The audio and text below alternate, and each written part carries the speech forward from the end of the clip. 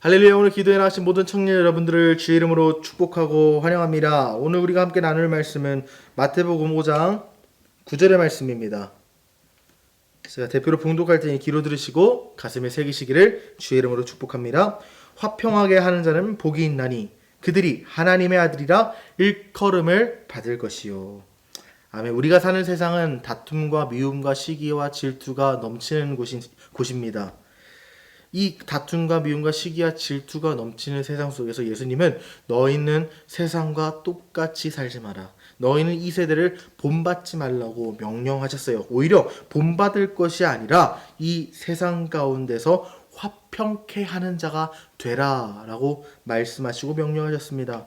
그래서 오늘 우리가 읽은 본문에서 화평하게 하는 자가 복이 있다. 너희 이 세상에서 화평하게 하는 자가 되라.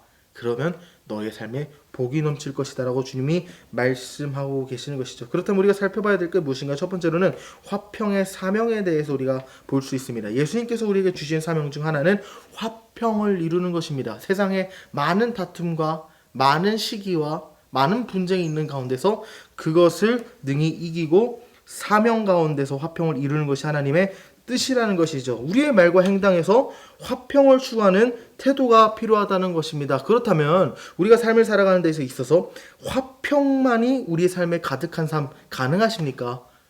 가능하지 않죠. 왜 가능하지 않습니까? 우리는 날마다 죄악 가운데 쓰러지고 넘어지는 자들이기 때문에 사실 화평을 이루는 삶이란 불가능합니다. 그렇다면 구체적으로 우리가 화평을 이루어야 되는데 우리의 힘으로 이룰 수 없는 이 화평을 어떻게 이룰 수 있을까요? 우리가 갈등상에 있을 때 이 화평을 이루기 위해서 용서화의 마음을 가져야 합니다. 하지만 이것조차도 우리는 죄인이라서 스스로 가질 수가 없다는 사실도 기억해야 돼요. 그럼 어떻게 우리가 구체적으로 화평을 이룰 수 있습니까? 그리스도의 십자가를 의지해야죠. 예수 그리스도의 십자가를 우리가 의지할 때 우리는 용서의 마음, 화해의 마음을 얻을 수밖에 없습니다. 왜 그렇습니까? 우리는 용서받을 수 없고 화해할 수 없는 죄인이자 하나님의 원수인데 예수님께서 우리를 먼저 사랑하시고 용서하셔서 하나님과 화해시키신 분이 아닙니까? 용서받을 수 없는 우리가 용서받았습니다. 화해할 수 없는 관계가 화해를 허락받았습니다. 예수 그리스도의 십자가 앞으로 나가십시오. 그때 우리는 그 십자가 앞에서 자존심을 못 받게 됩니다. 상대방의 아픔을 그때 보게 됩니다. 화평을 이루기 위해서 주님을 의지해야 된다는 거예요. 이들에게 하나님께서 주시는 복이 뭐냐? 화평케 하는 자는 복이 있나니 무슨 복을 받을 것이라고요? 하나님의 아들이라 일컬음을 받게 될 것이다. 화평을 이루는 자는 하나님의 자녀의 삶을 살게 된다는 것입니다. 하나님께서 그들의 삶을 통하여 삶에 동행하시고 하나님의 아들, 다르게 말하면 하나님의 마음을 전할 자로 우리를 사용하신다는 것이죠. 우리는 화평이 다른 이들에게 하나님을 드러내는 삶의 증거라는 것을 기억해야 합니다.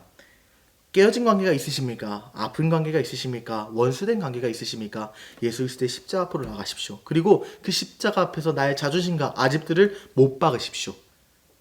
그때 우리는 화평하게 하는 하나님의 아들, 하나님의 딸들이 될 것입니다. 제가 대표로 기도하겠습니다. 걸어가신 하나님 아버지, 참으로 감사합니다. 화평하게 하는 자가 되라 주님 말씀하셨는데 하나님, 우리의 능력, 우리의 지혜, 우리의 고집으로 화평케 하는 것 불가능합니다. 주님, 우리에게 능력을 주시고 은혜를 주시고 사랑을 주시사 화평케 하는 은혜를 허락하여 주옵소서. 그리하여서 하나님의 자녀답게 세상에 사는 주의 백성들 될 수 있도록 주님 역사하여 주옵소서. 예수님의 이름으로 간절히 기도합니다. 아멘.